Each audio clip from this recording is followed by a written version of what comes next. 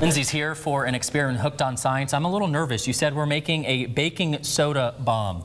Yeah, you know, bomb is kind of loosely used here. We don't want to offend anyone or inform you that your kids will be making bombs in the kitchen, but it's a cool little experiment and it's a safe one. Nobody will blow up, no one will catch on fire. But in your case, you need to put this over your head. Okay.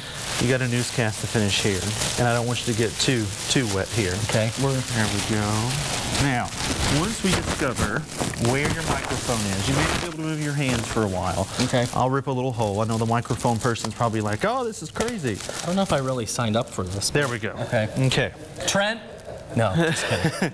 I like your new outfit. Maybe people in the Paducah area and everywhere should be wearing this. Fashion statement. Okay, what we have is some toilet paper, some clean toilet paper here.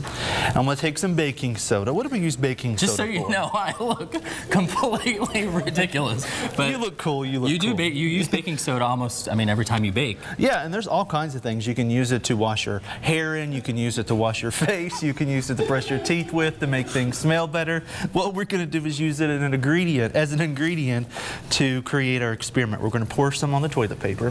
Here I have some vinegar. Now, are you like putting this on me? No. Okay. Here I have my vinegar. Okay. Vinegar, we're going to mix with this. We're going to put the two together and we're going to get a chemical reaction, that gives me something I didn't have before, carbon dioxide gas. Okay? So, put this like this. Just take over the experiment. No, you're okay. You're okay. I just don't want you to get too wet there. I'm going to hold this like this. I'm going to pour some vinegar in here. People in our studio are making me laugh here. Dylan.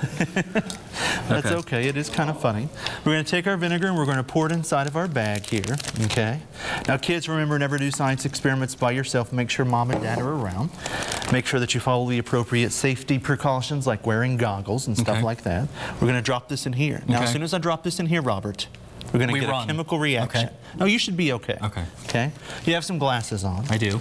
Now, so we mix this together, the reaction takes place, and we start to fill this with a gas, okay? This gas makes the entire bag start to expand, as you can see here.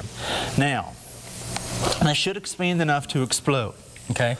Are we ready for this? No, but... No? Okay. Let's do it. We're going to tighten it up just a little bit here. We're losing some air. While that one's working there, we're going to do another one really fast, that's great. Okay. Another one, because we want it to explode.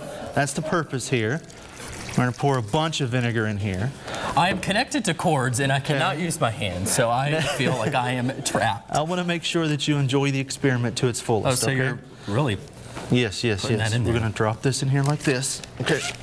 Now, mix it up like that. And... Oh! See there? There's our explosion. That was... Pointing it that way just a little bit there so you didn't get too wet. Okay? I don't like that experiment. You don't like that experiment? No. It's kind of a surprise, isn't it? It is. Yeah. But just a few ingredients from around the house and you can create your baking soda bomb, if you don't want to call it bomb, explosion. Yes, understood. And it teaches kids a little bit about chemical and physical reactions. It's not a physical reaction. Right. It's a chemical reaction because we mix two different ingredients together and we get something we didn't have before. Very good. Thank you. I am dry, which is the most important thing here. But for this experiment and others, I'm not really wet here, that might get you hooked on science, you can head to our web channel, WPSDLocal6.com. Trent, please save me here. Jason Lindsay joins us here for this Hooked on Science experiment, and we have two guests here, and what are your names? Addie. Addie and? Emily. And Emily. Addie and Emily. And we have... This is not a bag from last weekend. We have these nice, cool Hooked on Science glasses. Exactly. For protection, of course, here. Yes. And I see we have 2 tennis balls and a basketball. We do, and we're going to do a cool experiment. You know, we want to show you that you can use some everyday items from around the house to teach the kids a little bit about science, and we always want to do safety first. And since we're going to have some bouncing balls, Robert, we don't want you to put out your eye. You look pretty cool there. I need these to read the teleprompter. It looks like. Thank you. Now, we have a basketball. What I would like for you to do is bounce that for me, Addie, right? Am I pronouncing your name right? Addie, bounce it for me. Okay. Just bounce it. Go ahead and just let it go. There we go. And you bounce this for me. Okay. We can see that they don't go too high unless you really put a lot of force behind it. But what do you think might happen if we take this basketball that Addie's trying to eat? She's hungry. And this tennis ball here, we put it on top of each other like this, and we drop it. What do you think might happen? You guys have a hypothesis? Yes, ma'am. I think that ball will go up. Up? You think it'll go up? You think it'll go through the ceiling? No? What do you think, Robert?